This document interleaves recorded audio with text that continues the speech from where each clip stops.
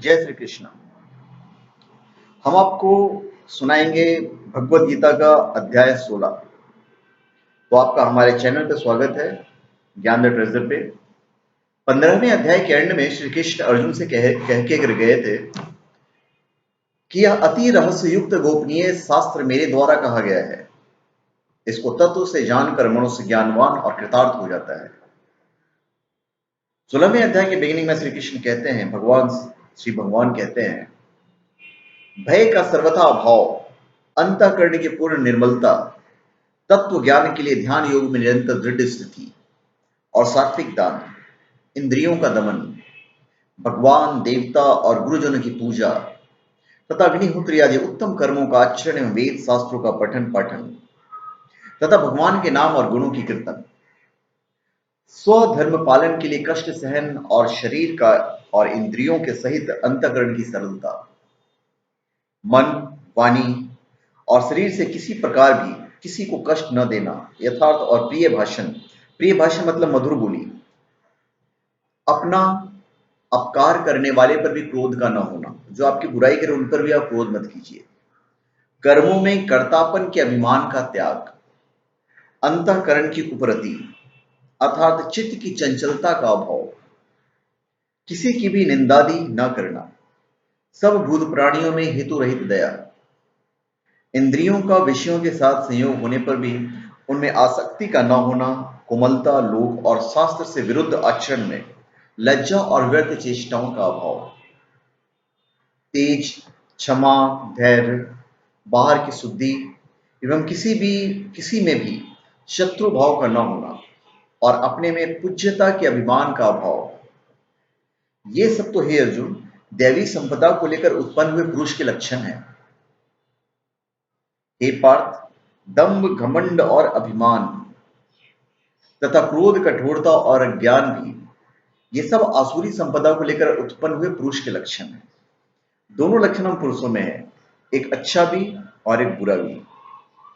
दैवी संपदा मुक्ति के लिए और आसुरी संपदा बांधने के लिए मानी गई है।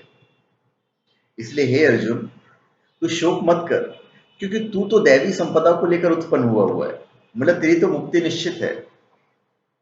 इस लोक में भूतों की पुष्टि, भूतों की सृष्टि, यानी मनुष्य समुदाय दो ही प्रकार के हैं, एक तो दैवी प्रकृति वाला और दूसरा आसुरी प्रकृति वाला। उनमें से दैवी प्रकृति वाले तो विस्तार पूर्वक कहा गया है। अब तू आसुरी प्रकृति वाले मनुष्य समुदाय को विस्तार पूर्वक मुझसे सुन। ये कैसे होते हैं आसुरी प्रकृति वाले, मतलब जो नेगेटिव एनर्जी समझ लीजिए आज के टाइप की नेगेटिव एनर्जी वाले का, आसुर स्वभाव वाले मनुष्य प्रवृत्ति और निवृत्ति, इन दोनों को ही नहीं जानते। इसलिए उनमें न तो बाहर भीतर की शुद्धि है, न श्रेष्ठ आचरण और न सत्य भाषण ही है। झूठ, हमेशा झूठ बोलेंगे वो। और आचरण अगर नेगेटिव एनर्जी है तो न आचरण आप समझ ही सकते हैं कि कैसा करेगा। वे आसुरी प्रकृति वाले मनुष्य कहा करते हैं कि जगत आश्रय रहित, सर्वथा असत्य और बिना ईश्वर के अपने आप केवल स्त्री पुरुष के संयोग से उत्पन्न है। अतएव केवल काम ही इसका कारण है, इसके सिवा और क्या है। इस मिथ्या ज्ञान को अवलंबन करके जिनका स्वभाव नष्ट हो गया है और जिनकी बुद्धि मंद है, वे सबका अपकार करने वाले क्रूर कर्मी मनुष्य केवल जगत के नाश के लिए ही समर्थ होते हैं।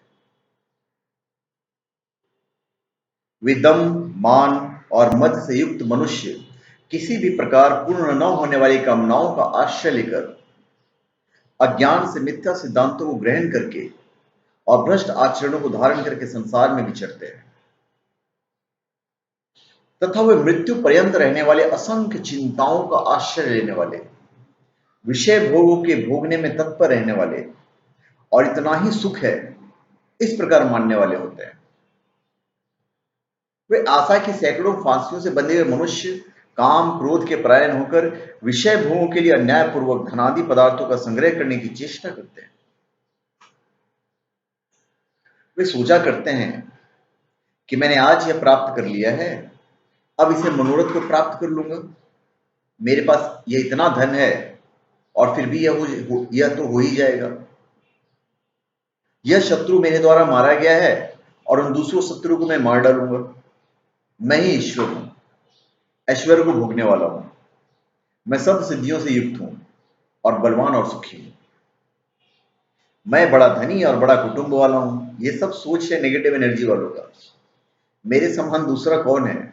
मैं यज्ञ करूंगा, दान दूंगा, आमोद प्रमोद करूंगा। इस प्रकार अज्ञान से मोहित रहने वाले तथा अनेक प्रकार से भ्रमित चित्त वाले मोह रूप जाल से समावृत और विषय भोगों में अत्यंत आसक्त असुर लोग महान अपवित्र नरक में गिरते हैं। तो घमंड कभी नहीं करना चाहिए कि आपके पास कितना भी आ जाए, मैं ये कर लूंगा, मैं वो कर लूंगा। क्या क्या कर लोगे? वे अपने आप को श्रेष्ठ मानने वाले घमंडी पुरुष धन और मान के मत से युक्त होकर केवल नाम मात्र के यज्ञों द्वारा पाखंड से शास्त्र विधि रहित यजन करते हैं। देखिए, आप कोई भी यज्ञ करो, अगर आप में घमंड है, अभिमान है, क्रोध है, तो आपको यज्ञ का फल नहीं मिलेगा। वे लोग अहंकार, बल, घमंड, कामना और क्रोधादि के परायण और दूसरों की निंदा करने वाले पुरुष अपने और दूसरों में स्थित मुझ अंतर्यामी से द्वेष करने वाले होते हैं। अगर आप किसी से जलन रखते हो, अगर आप उससे जल रहे हो, इससे जल रहे हो, उससे जल रहे हो, तो उसके अंदर भी तो मैं ही हूं। मतलब आप मेरे से जलन कर रहे हो, आप मुझ पे अपमान दिखा रहे हो, मुझ पे घमंड दिखा रहे हो। कृष्ण का कहने का मतलब ये है, उन द्वेष करने वाले पापाचारी और कुलकर्मी नराधमों को मैं संसार में बार बार आसुरी योनियों में ही डालता हूं। इसलिए है अर्जुन, वे मूढ़ मुझको न प्राप्त होकर ही जन्म जन्म में आसुरी योनि को प्राप्त होते हैं।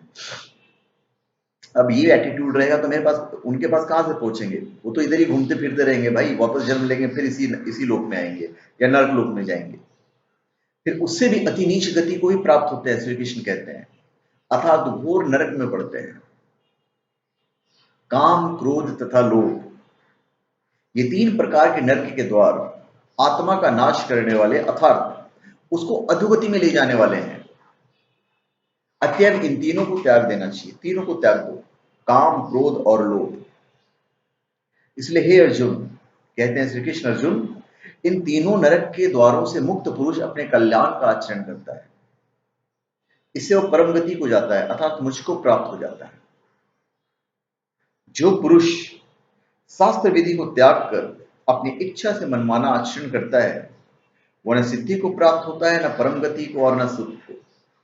उसको लगता है कि सुख है, पर एक्चुअली में सुख तो है ही नहीं। ये तो मतलब ऐसा है कि क्षणिक सुख है। लक्ष्मी का क्या है? लक्ष्मी बड़ी चंचल होती है, अभी आएगी, चली जाएगी, कुछ दिन तक आपके घर में वास करेगी।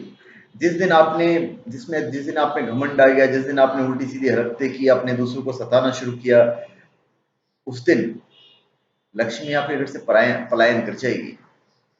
अरे भाई, आपको खाने पीने के लिए चाहिए ना, खाने पीने कितना खा लोगे, कितना पी लोगे? आज की तारीख में अगर हम करोड़ रुपए महीना कमाने लगे, हम किताब क्या खा लेंगे, क्या खरीद लेंगे? घर ही लोगे ना, गाड़ी ही लोगे ना, खाओगे ही ना। अरे उस पैसे से दूसरों की मदद भी तो कर सकते हैं। दूसरों की मदद करना मतलब हम ईश्वर को ही तो दे रहे हैं, उन्हीं का दिया हुआ है, उन्हीं को दे रहे हैं।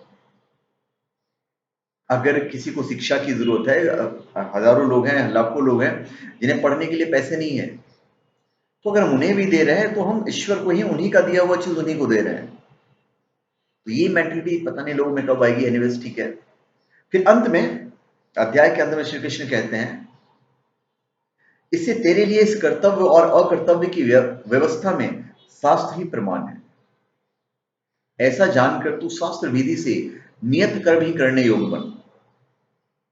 तो ये हमारा 16वां जो अध्याय है यहाँ पे समाप्त होता है। अभी 17वें अध्याय के बिगिनिंग में अर्जुन उनसे पूछते हैं कि हे कृष्ण, जो मनुष्य शास्त्र विधि को त्याग कर श्रद्धा से युक्त हुए देवादि का पूजन करते हैं, उनकी स्थिति फिर कौन सी है? सात्विकी की, अथवा राजसी, या फिर तामसी? और उसके बाद श्री कृष्ण उनका जवाब देते हैं कि क्या है। वो जो जवाब है आपको हमारे 17वें अध्याय में मिलेगा, मतलब अगले वीडियो में मिलेगा। तो आपसे हमारी गुजारिश है कि आप हमारे वीडियो को शेयर कर दीजिए अगर आपको अच्छा लगा है तो। ये हमारी गुजारिश भी है और यही हमारी फीस भी है। तो धन्यवाद, आपका हमारे चैनल पे स्वागत है। और एक लाइक तो बनता है, अगर आपको अच्छा लगा है तो लाइक भी कर दीजिएगा हमारी वीडियो को, अगर आपको अच्छा लगा है तो। और अगर नहीं अच्छा लगा है डिसलाइक भी कर सकते हैं, वो तो बिल्कुल आपके हाथ में। तो धन्यवाद, आपका हमारे चैनल पर स्वागत है और आप हमारे चैनल पर सब्सक्राइब करें और कमेंट दीजिए। धन्यवाद।